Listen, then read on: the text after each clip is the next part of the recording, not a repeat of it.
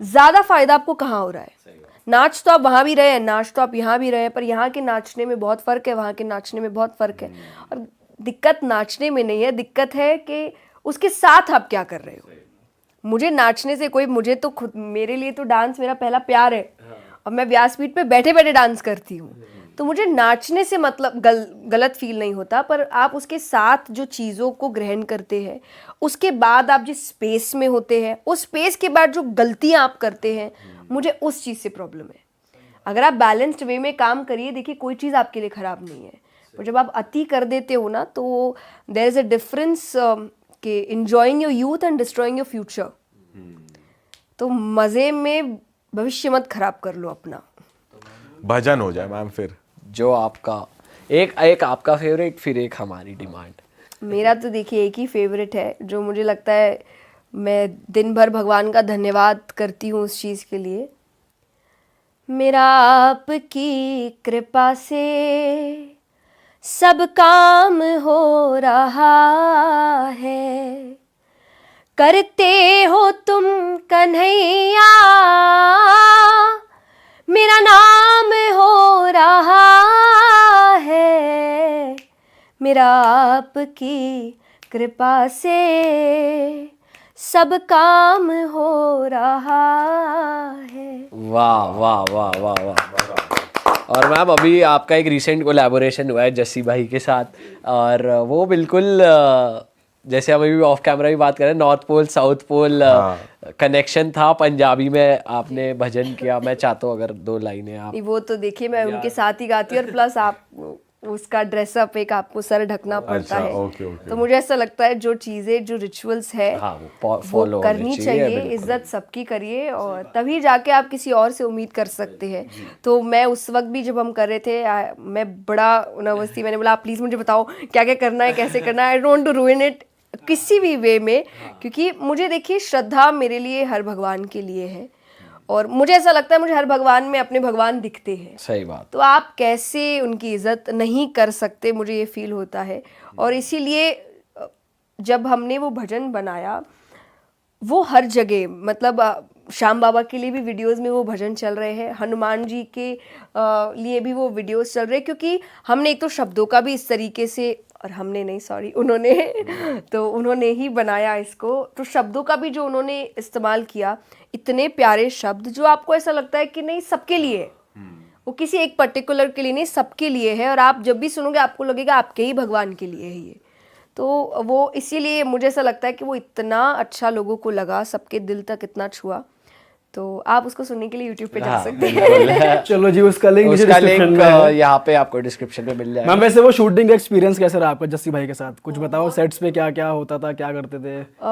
नहीं, हमने तो कुछ ही घंटों में शूट किया उसको, और चंडीगढ़ में ही शूट किया था, वहाँ जो फिल्म सिटी है।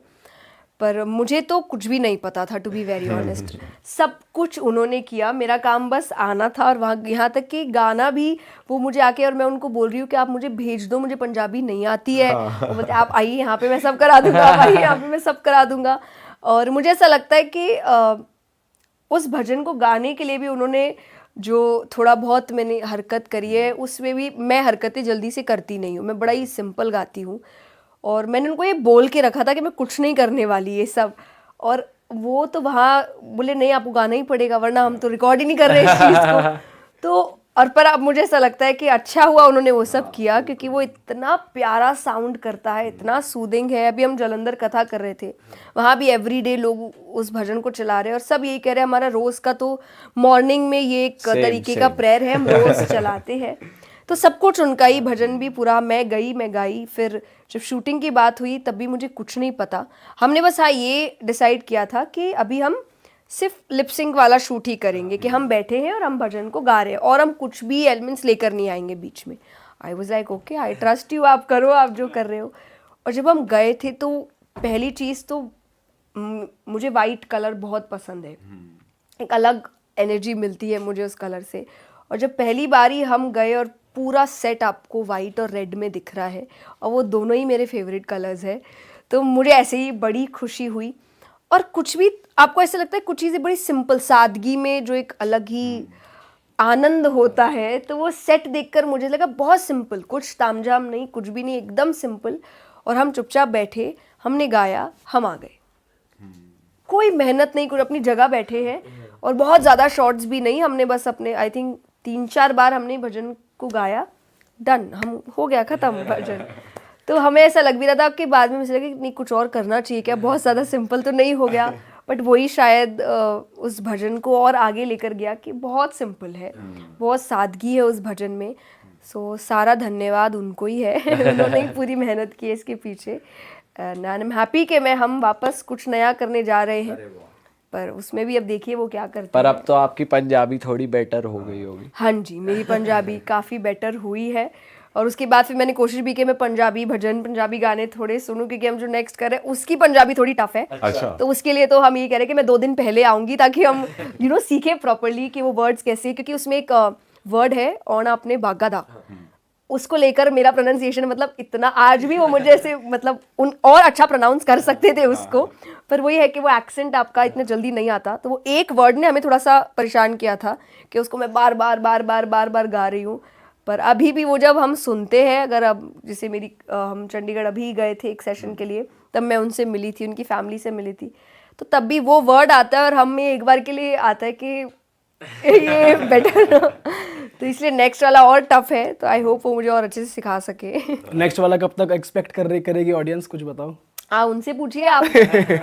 कब तक आप रिलीज करेंगे वैसे?